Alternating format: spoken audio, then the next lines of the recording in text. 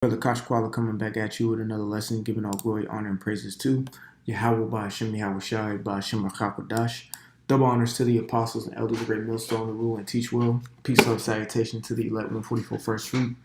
As you see on my screen, today has been a day for the Dow Jones for the stock market. It says the S&P 500 is now an official bear market according to the S&P Dow Jones indices. So pretty much what happened today is the market pretty much dropped 900 points today in the Dow Jones, taking it down to 30,000. When the market was in a bull market, meaning when it was up, it was almost at 40,000, if not at 40,000. I have to check. Give me one moment, Babak Shah.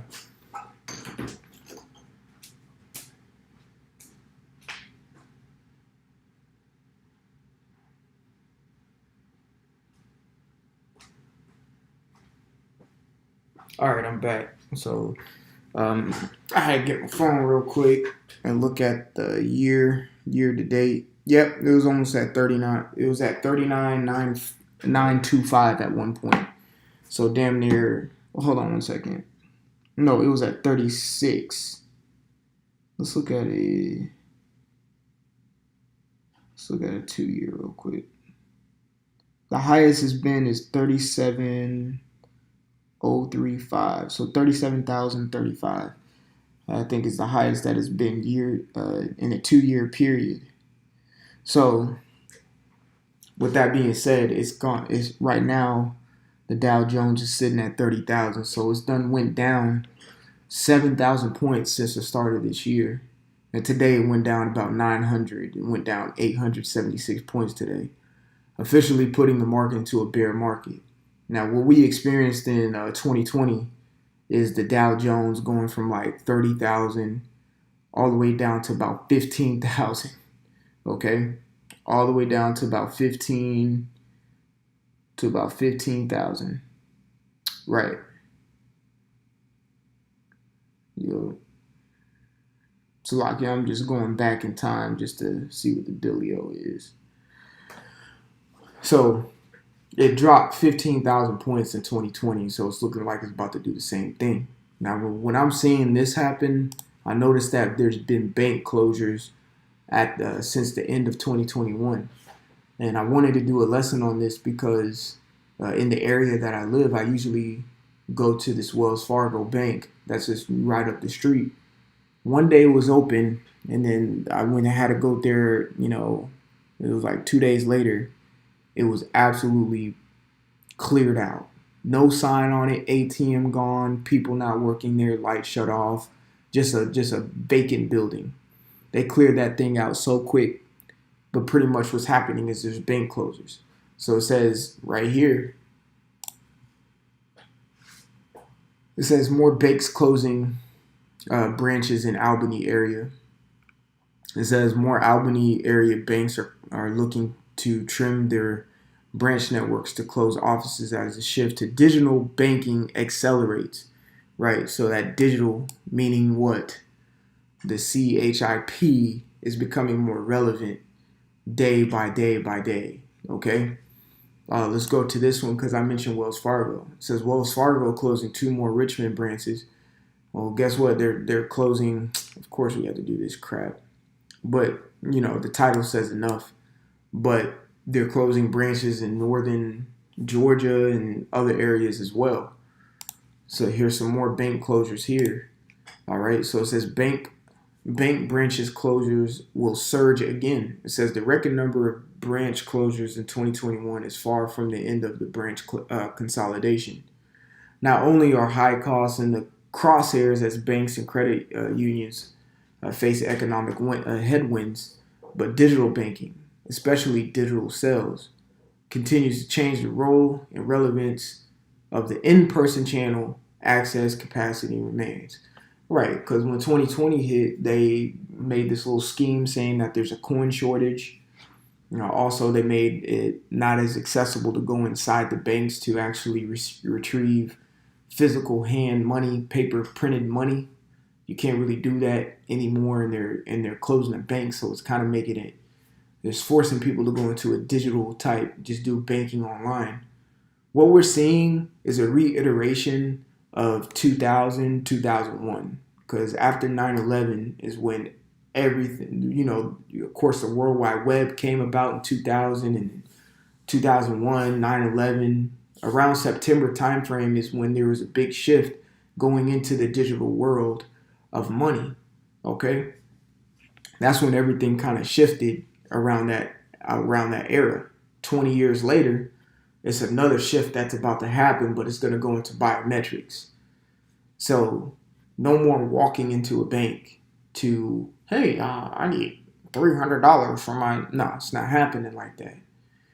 One thing is because they set this quote unquote pandemic off to mitigate in-person contact and really put people into their place to where they're limited to go places and things of that nature. And next, real talk, is because the global economy is going broke. Really, all right. The global economy is going broke. So let me get this First Maccabees real quick. This is First Maccabees chapter 3. I'll start at verse 25. It says, "Then began the fear of Judas and his brethren. An exceeding great dread fell to fall upon the nations round about them." So pretty much what we're reading here is Judas actually, I think it was the battle of Beth Horon where he beats Siron. And then his name got out there, and King Antioch, or Antiochus, however you want to pronounce it, he got upset. So therefore, we're about to read what he's about to do.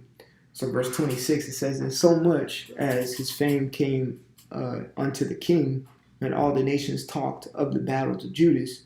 Now when the king Antiochus, or Antiochus, heard these things, he was full of indignation." So he was pissed off that a small group of Israelites was wreaking havoc to the Greek or the Seleucid Empire army.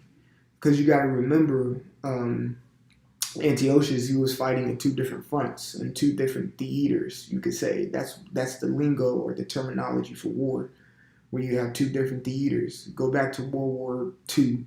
You had this Pacific theater, and then you had the European theater.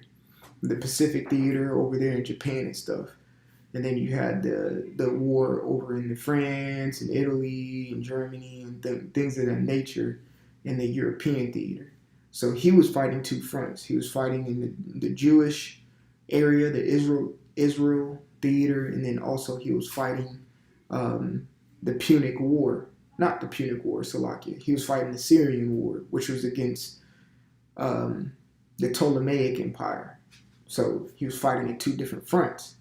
So when he heard that a small group of Israelites were wreaking havoc and beating the shit out of his forces, of course it's going to irritate him, because he's not considering them, and he's worried about a bigger opponent, you could say, and pretty much belittling the Israelites. Then come to know that maybe he should have paid more attention to the Israelites, because they was ruining him. So it says, "Now when Antiochus," verse 27, "heard these things, he was full of indignation. Wherefore he sent and gathered together all the forces of his realm, even a very strong army." So he's like, fuck it, I'm sending everybody. All right. And in war, if you send everybody, what does that take? Money. It takes money. Okay. So we're gonna hear what he did. So he says he opened also his treasure and gave his soldiers pay for a year. So he gave his soldiers pay for a year. So just imagine you work at a company, right? And they need you to work a little overtime, and they're so desperate for you to work overtime. Say you get paid $40,000 a year. They're going to pay you $40,000 on the dot right then and there. That's what Antiochus did right here to pretty much get the incentive out there and, get some fire in their butts to work harder to take these people down. Almost like a bounty or a collection, you could say. If you do this, you get this bonus. So it says, commanding them to be ready whensoever he should need them. Verse 29, "Nevertheless, when he saw that the money of his treasures failed. So the money of his treasures failed. Bank closure. What we're seeing it today, bank closure after bank closure after bank closure. Now the S&P, the Dow is down 900 points in one day. The Dow has been going down 7,000 points since the start of this year. What Esau is seeing is his money is failing him at the moment. Okay? And then, of course, he's trying to fight wars on different fronts. Shit. He has to fight a social war here in America, let alone worrying about what's going on in Russia and Ukraine. It says in that the tributes in the country were small, right? Meaning in his country, the tributes are small, meaning people can't fucking pay taxes. And that's what we're seeing today. People are broke. Esau is auditing people who can't even barely pay their water bill. It's like, what do you want them to do? So pretty much tributaries is those who give money to the government, you know, pretty much who are under the rule of the government. It says, because of the dissension, right, in the plague which he had brought upon the land in taking away the laws which had been of old time. And this is exactly what Esau is doing today. That's why, again, we're seeing bank closures after bank closures after bank closures in the Dow Jones, 900 points down. And again, to reiterate, the Dow Jones 7,000 points down since the beginning of this year. Okay?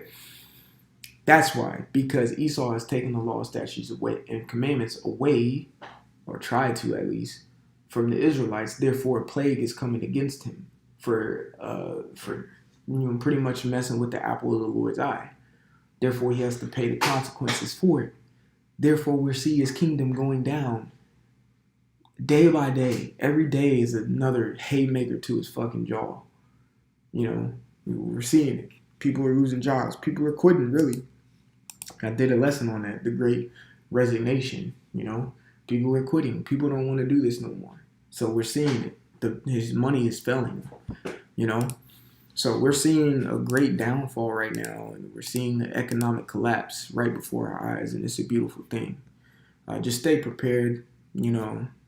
Stay really, when I say stay prepared in the spirit, make sure you build your faith in the Lord, because we're about to see some perilous times. We're already in perilous times. The word perilous means hard to do. So we are in times where it's hard to do things, hard to make money, hard to do this, that, and the third. Yeah, but guess what? If you have faith in the Lord, he'll take care of you. So Lord willing, this was edifying. I know it was a quick hit. I want to give all glory, honor, and praises to Yahweh Bashem Yahweh Shai. Double honors to the apostles and the elders of Great Millstone, the rule and teach well. Peace, love, salutation to the 1144. As Brother Kachwal, until the next time, shalom. And like always, repent, for Yahweh Shai is coming back sooner than what me and you believe. Shalom.